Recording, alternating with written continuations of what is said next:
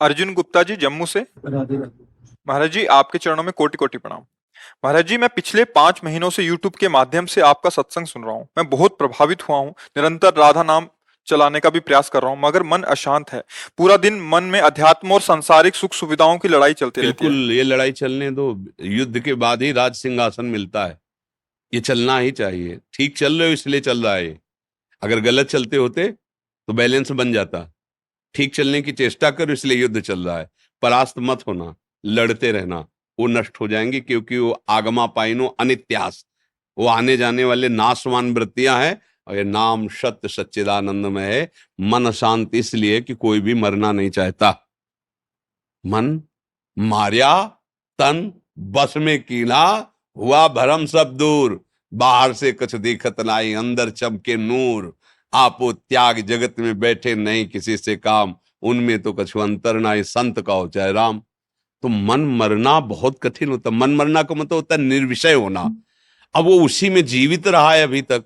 अब उसको नाम और अध्यात्म आप सिखा रहे हो, उसको बहुत बुरा लग रहा है, अच्छा नहीं लग रहा। यद्यपि चाह उसकी यही है, पर आदत बिगड़ गई। चाह यही, देखो हर भोग में जाएगा, इसके बाद वो कह देगा नहीं यार इसमें नहीं, वो जो मैं चाह रहा हूं वो इसमें नहीं है।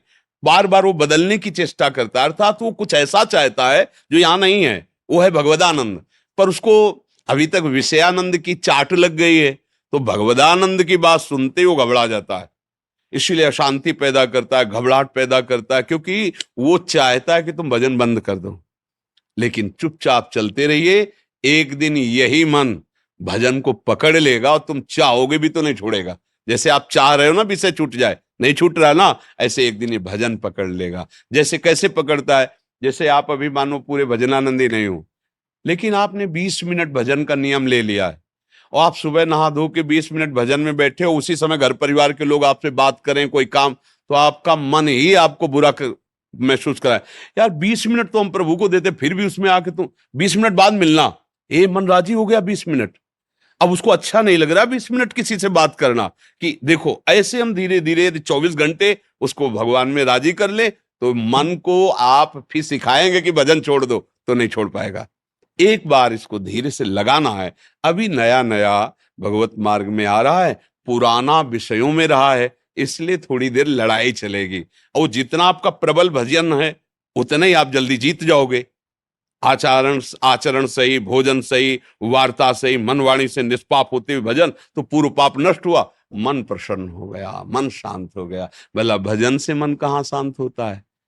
जब संशय, दुविधा, पापाचरण, पाप प्रवृत्तियां, तब हमारा मन अशांत होता है। अभी दुविधा है मन को कि पता नहीं भगवदानंद है कि नहीं। विषयानंद तो हम भोग कर वर्तमान में आनंद लेते हैं, और ये कह रहे हैं कि राधा राधा जपो आगे सुख मिलेगा, तो इसलिए वो शांत है। पर बात मान के ही तो चला जाता है। अगर मानोगे नहीं तो अनुभव तो है नहीं, फिर कैसे चलोगे? अच्छा, इतना तो मानना है कि प्रभु है, प्रभु का नाम सत्य है, प्रभु की लीला सत्य है, प्रभु का रूप सत्य है, तो संतों की बात मान के चल लो, यही मन शांत हो जाएगा। देखो गोस्वामी तुलसीदास जी कहते हैं, पायो परम विश्राम, राम समान प्रभु नाहि।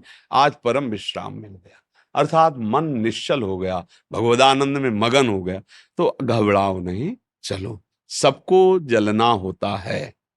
प्रारंभ में विषयाकार मन भगवान में लगने में बड़ी बाधा पहुंचाता है लंबे समय तक। और अगर आप जीत गए तो परम पद के अधिकारी हो गए, और जीतेंगे तो है ही, क्योंकि हमारे पास नाम है प्रभु का, वो असत है, और ये सत्य सच्चिदानंद प्रभु का नाम हमें जिता देगा। घबराने की जरूरत नहीं।